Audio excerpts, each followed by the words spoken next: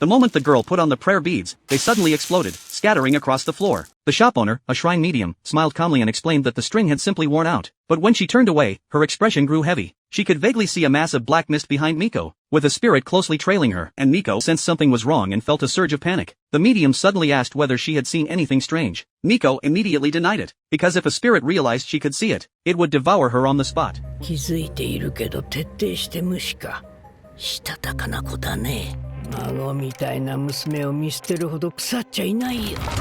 まさかこれを出す日が来ようとは。安心しな、お嬢ちゃん。正真正銘最高の一品だよ。When the box was opened, a dazzling light burst out. The medium planned to give the precious prayer beads to Miko for free. Before Miko could ask why, the medium urged her to put them on, and Miko put on the beads as well. わしの全盛期のパワーを凝縮してやる。ちんけな詐欺師は今日で終わりだよ。ゴッドマザーの復活。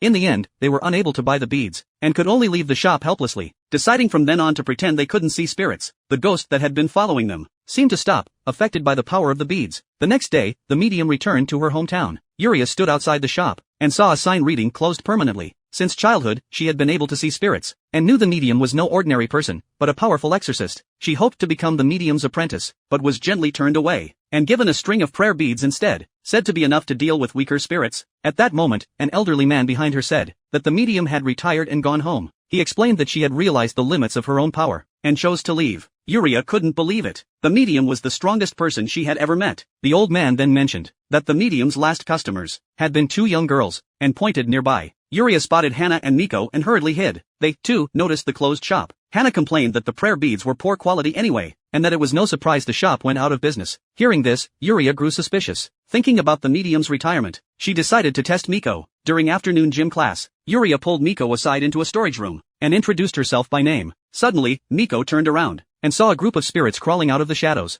Yuria asked whether Miko could see them. Yuria herself could see them, but Miko pretended not to understand, even treating the spirits like cockroaches and scaring them away. Unwilling to accept this, Yuria believed Miko must be even stronger than the medium, so why wouldn't she acknowledge it? Faced with Yuria's accusations, Miko realized that Yuria could only see weak spirits, and was completely ignoring the far more dangerous one nearby. And because of Yuria's words, the malevolent spirit began to awaken.